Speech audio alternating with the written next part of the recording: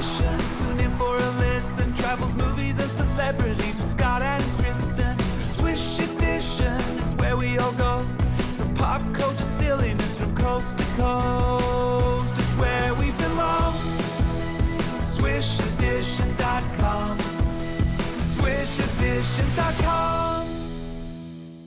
Scott, Yeah, today is the first day of fall. it is. Yes, it officially starts at 2:19 p.m. Eastern Standard Time. And that exact moment is called the autumnal equinox. And that is when the sun can be seen directly overhead along the equator. The autumn equinox is one of only 2 days when all points on Earth, except for the two polar regions, see the sunrise and sunset at due east and due west. With very few exceptions, all latitudes see almost precisely 12 hours of daylight and 12 hours of darkness. Fun fact. This is a history lesson today. No, not Meteorology- history, a science meteorolo- lesson. A science lesson. That's right. So 2:19 p.m. on the East Coast, that would be 11:19 a.m. for us out here in Las Vegas.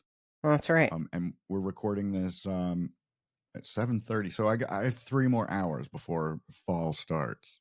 That's right. Before you can go outside and dance a little jig. There you go. Oh, well, 3 celebrate hours fall. for you too, I guess. That's how that works. It's so funny. Dale is very lucky to still have a grandparent, his grandmother Joyce, and they talk several times a week for hours on end. And she still has not gotten this concept that we're 3 hours difference from where she lives in Delaware. Bless her heart. Isn't that the cutest?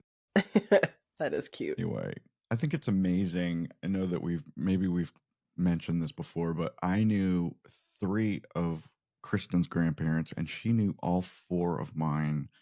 Isn't that amazing that we had that opportunity, and they were all such very special people. And now they're all gone. Now they're all gone. But Dale still has a well, it's because Dale's 11 years younger than me. That's why he still has a grandmother. Well, Kristin, speaking of fall, right? Speaking of fall, I have something to show you. Kind of show and tell. You know how last week I showed you my new Raiders jacket? Yes. I do not want to talk about the Raiders-Commanders game yesterday. Can we please put that off the table, just like politics? I wouldn't mind talking about it, but I understand why you don't want to. Okay, so fall. Guess what I saw in the grocery store yesterday? What? A pumpkin spice Can you latte. see? Oh, No. apple they pie are a la mode. Apple pie a la mode Oreos. And Interesting. I did Did you try taste it? one right before the show started, and it does taste kind of like apple pie. Do I want to eat the whole thing of the whole? No, probably not. I think, you know what? Yucky. I know Oreo does this, and we've talked about it a lot on the show before. They keep coming out with different limited time special stuff for Christmas and New Year's and all the different holidays and stuff. Pumpkin spice, of course, is a thing for them. Yeah. You know what? There's nothing better than just the regular old original Oreo. You know? I think I agree with you. Although I'm not the world's biggest fan of plain old original Oreos to begin with. Max loves them, but I don't want anything that tastes like apple pie. I'm not a pie person, as you know. I cannot abide hot fruit. I don't like cooked fruit. Never have liked apple pie. So that would be a big nope. Nope. Okay. All right, then I won't. So I shouldn't send you the rest of this package? No. Oh, by the time I would eat winter. I would eat like a pie crust flavored cookie. I love pie crust. I just don't like the filling. You just want the crust. Yeah. So I'll eat pie crust. Are you a fan except of for except for pecan pie. Pecan pie I love, but that's not cooked too fruit. Sweet. I think it's too sweet. No what such about thing savory as too pies sweet. like chicken pot pie? Chicken pot pie. Absolutely. Cooked vegetables I'm fine with. That is the perfect thing for fall and winter. It's chicken pot pie. Maybe I also should want make to that point for out, dinner one night this week. That's good you inspo. should. Oh, it's so much fun to make it from scratch. I make chicken pot pie a lot from scratch. Well, not the dough. I buy the dough, but I buy the, I make from scratch with refrigerated pie crust dough. There's nothing wrong with that. Anyway, when I'm sitting down to write the outline for our episodes every day, Kristen, I look at the national calendar, National Day of Calendar, which is online. Anybody can Google it. Today just happens to be National Ice Cream Cone Day, It's the which seems silliest thing. it's what a dumb time to have it. Shouldn't National Ice Cream Cone Day be like June In the 15th? summer. Yes, Yeah, of July course. 9th. I mean, it's kind of stupid to have it be the first day of fall. Anyway. I agree. So Kristen beat me to the punch yesterday. We play this game every September 21st where we try to be the first one Love to it. remind the other person that it's September 21st, which seems a little ridiculous.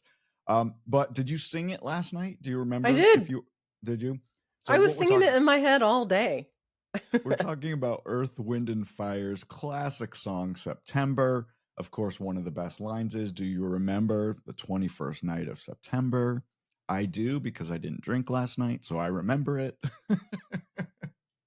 We watched, you know how we celebrated the 21st night of September? We watched the second episode of Netflix's Black Rabbit, which we talked about last week with Jude Law and Jason Bateman. So Have you good. been watching it? Yes. We're only 2 episodes in, so if you are more in than that, don't We tell are. me anything. Thank you. We are. I won't say Well, a word. oh my gosh, isn't it fun? It's not lighthearted.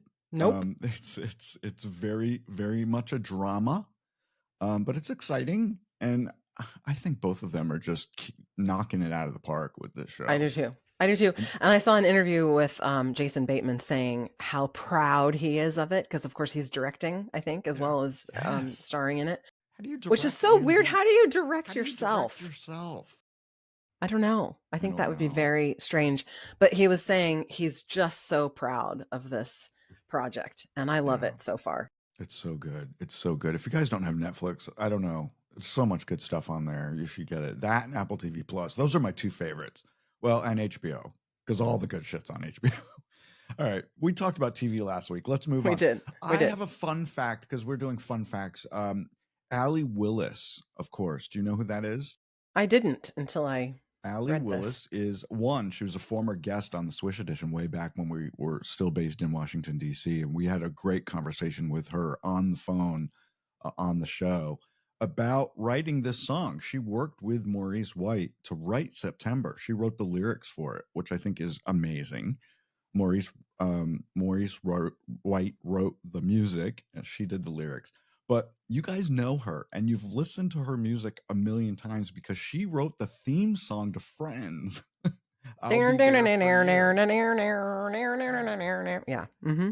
Unfortunately, she has passed away, but she said for decades that she didn't know why Maurice wanted the 21st night of September, why that date was significant. He said, "Oh, I don't know. I just like the way it sounds." But apparently she learned before Allie Willis died, she learned from Maurice White's wife that it was actually the day that their child was scheduled to be born. September 21st, but then the baby came 3 weeks early. But he remembered it and he decided, well, I'm going to put it in the song. Isn't that cool? It is very cool. I love that story. We're teaching the people lots of new things today, Kristen. You learn something new every day. That's true. Well, Scott, moving along, the US FTC, that's the Federal Trade Commission, Scott, has sued Ticketmaster Live Nation, alleging illegal ticket resale tactics. And I know Scott is going to nod vigorously and with this. Approve this. So 7 states have joined the FTC in the suit, including my home state of Virginia. And in the filing, the FTC wrote that the companies tacitly worked with scalpers, allowing them to unlawfully purchase tickets to increase their profits. And basically, the government is saying that their illegal conduct frustrates the artists' desire to maintain affordable ticket prices that fit the needs of American families and are costing fans millions of dollars every year. It also alleges that the company is allowing brokers to exceed ticket limits on purpose with resale, which violates the Better Online Ticket Sales Act, which I didn't even know was a thing. The FTC is saying that Ticketmaster is effectively triple dipping by collecting fees from brokers on the primary market, and brokers on the secondary market, and consumers on the secondary market. The Consumer Protection Agency has said that the company has made $3.7 billion in resold tickets between 2019 and 2024, I which believe it. seems insane. It is insane. It's such a frustrating And you situation. hear about this every time a major concert tour is announced. And you know, Benson Boone went on tour this summer, and his tickets sold out in something like 45 minutes. Dolly Parton announced her residency here at Caesar's Palace in Las Vegas for December. The tickets were gone in less than a half an hour. And it's because of these bots and these fake accounts that are buying up all the tickets and then trying to resell them. And when they resell them on the Ticketmaster website, Ticketmaster gets another bunch of fees for that. Yeah, yeah. So they are double and triple dipping. And it's clearly this is what's happening. Everyone can see it. The government has seen it, and they're like, we're not putting up with this anymore because this is obviously horrible. Why venues continue to use Ticketmaster is beyond me. Why doesn't Allegiant Stadium here in Vegas? Why doesn't the Sphere? Why, you know, because I'm going to the Sphere later this week. I had to use Ticketmaster to buy my tickets. Why? Why couldn't they set up their own ticket page? It just doesn't make sense to me. Why did they go with this third party? Because for obvious reasons, though, because they don't want to have to deal. They want to focus on the acts and the venue and put all of their time and energy into that, as opposed to sorting through the best way to sell their tickets to people online. So I mean, I get that. Right. Well, I'll tell you, I've said this before on the show. I believe that I have a solution for the ticket problem in the United States. When you buy a ticket to a concert, say I'm going to Benson Boone, when I buy that ticket for that show, my name is printed on the ticket. Just like an airline ticket. Just like an airline ticket. I'm the only person that can use that ticket. That way you can't resell them. If I can't go, then there should be a way to sell the ticket back to the venue for maybe there would be a cancellation fee involved. Maybe you lose 10% of the value or something. But then the venue can resell the ticket like it was a brand new ticket. I think that is the most fair, honest way to do it. And I know that that's going to kill the secondary ticket market like StubHub. But guess what? I don't care. I don't care because I think they're bad actors. I think companies like TicketStub, StubHub, whatever, they're bad actors. They're preying on people and they're artificially inflating the cost of going to a concert. Yeah. Yeah. I think I'm with you on that, and I don't have any stock in Ticketmaster or StubHub. So I don't either. In a kind of related story, entertainment wise, Eminem's music publisher is suing Meta for allowing creators of Reels to use 243 of his songs without permission or purchasing rights. So the name of Eminem's publishing company is 8 Mile Style. And apparently Facebook, Instagram, Threads, WhatsApp have all been allowing people to attach virtually any song to their amateur videos without a fee. And Eminem says this is wrong and it should stop. And he wants $109 million in damages, which is $150,000 per song from each platform.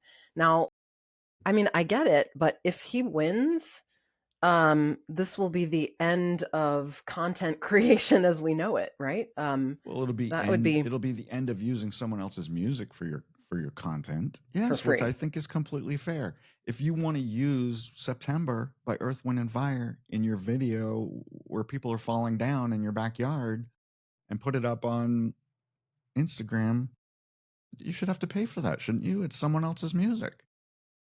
I don't know. I mean, you don't know. It's all, but it's also in a way free advertising for the song because you have never watched someone's reel. I mean, I think it's important that you should have to acknowledge and put the little thing at the bottom that gives credit to the artist.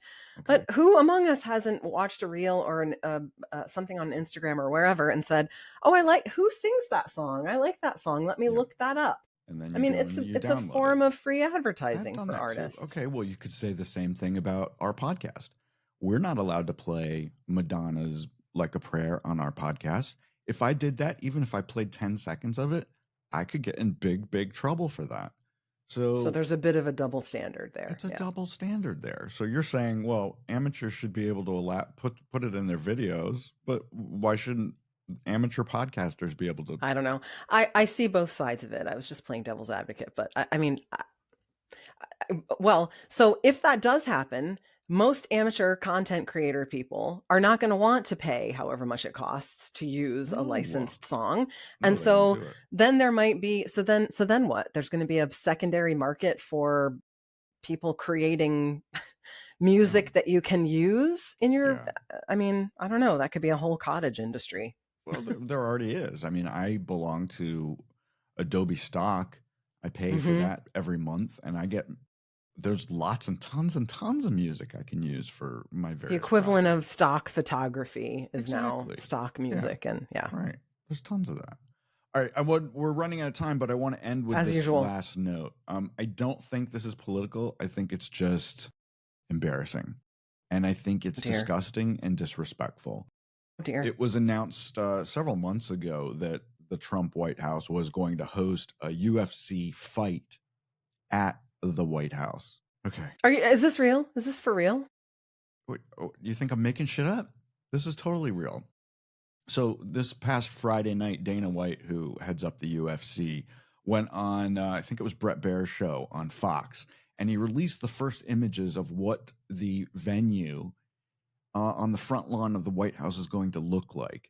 And if you're watching us on YouTube right now, I'm going to put the picture up right here. It'll be right here, Kristin, for people to look at. My gosh. This is the front lawn of the White House. 5,000 spectators. This is happening in June of 2026.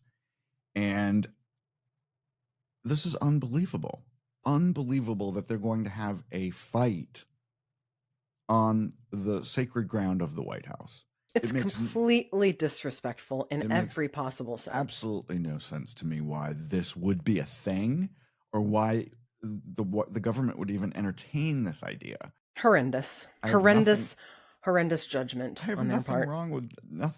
I have nothing against UFC and Dana White and doing big spectacles like this, but it doesn't belong at the White House. Of course not. That'd be like having the Miss America pageant at the White House. I mean, come on. Let's focus on the matters at hand. And this ain't one of them. I'm going to talk more about, I had another story, but I'm going to save it for the next episode, if that's okay with you. That's fine. Because it's Monday and I got shit to do. I know you do too. Yep. All right. So we'll be back tomorrow, guys, and with another edition of the Swish Edition. The Swish Edition is a production of Bethwick Media, LLC. Learn more about the show at swishedition.com. And don't forget to subscribe and leave a review on your favorite podcast app or site. But only if you like us.